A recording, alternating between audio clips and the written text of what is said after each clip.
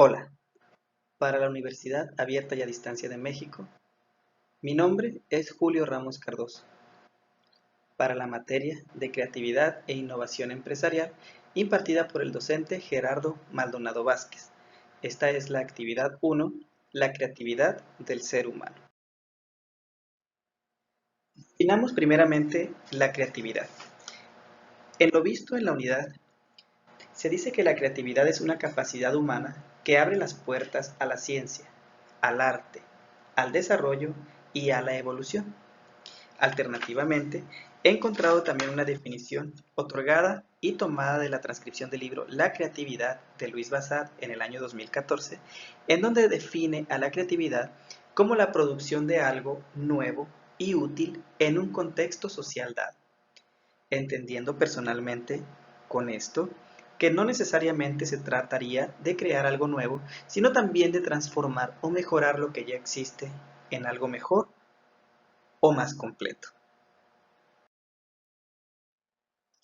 ¿Qué elementos deberán estar presentes para decir que la creatividad está ahí? Una generación de ideas, un storebrain, es decir, una lluvia de ideas generadas por una sola mente o por un grupo de mentes, que terminarán siendo evaluadas para determinar una concreción o materialización de la idea en común, y de esa manera encontrar la motivación para llevarla a cabo.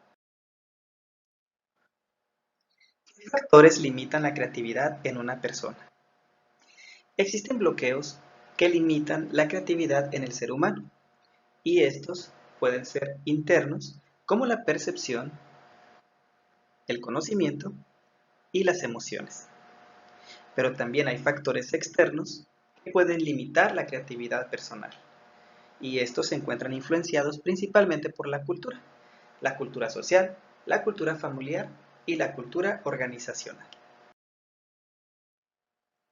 ¿Cuáles son las características que encontramos en una persona creativa? Una persona creativa evalúa la información que recibe,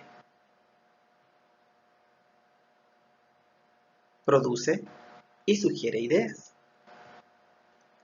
consigue recursos, los distribuye y, aunque es independiente, no rechaza el apoyo de los demás. Un ejemplo de creatividad nacional lo tenemos con Fausto Celorio. Él inventó la máquina para hacer tortillas en el año de 1947. Inventó el rodillo que se utiliza actualmente para las máquinas que generan tortilla en masa, a pesar de que en esa época ya existía el metate y los molinos para hacer nixtamal. Él mejoró una idea.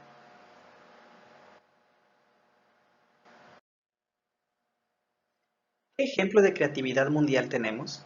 En México tenemos un gran ejemplo y vamos a destacar a alguien que mejoró uno de los dispositivos de transmisión más utilizados hoy en día en el mundo, Guillermo González Camarena. En 1940 solicitó la patente en México para un adaptador que convertía los canales en blanco y negro de la televisión a una transmisión a color. Un buen ejemplo, ¿no?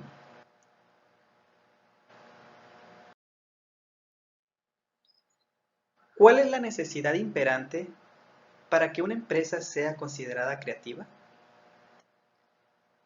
Al final de cuentas, toda empresa necesita ser innovadora, ya sea en su estructura exterior o en su estructura interior. Para ello, la necesidad creativa de la empresa radica en que deberá rodearse de personas creativas para ser una empresa innovadora. ¿Qué factores promueven o inhiben la creatividad dentro de una empresa? Bueno, hay factores que favorecen la creatividad dentro de ella. Por ejemplo, los cambios que se presenten, ya sea internos o externos y que tengan que ver con la organización. La competencia externa y la competitividad interna son factores que influyen para que los empleados sean creativos. El liderazgo deberá ser motivador para poder dar libertad a que los creativos salgan a la luz. La falta de práctica o de experiencia, es una gran idea para ser idealistas. ¿Qué factores inhiben la creatividad dentro de la empresa? Principalmente, y englobándolo todo, el liderazgo. ¿Por qué? Porque una gestión mal enfocada hará una mentalidad a corto plazo de los trabajadores, habrá un análisis excesivo de ideas, por lo que difícilmente se llegará a una buena conclusión, y habrá presión para hacer más con menos recursos.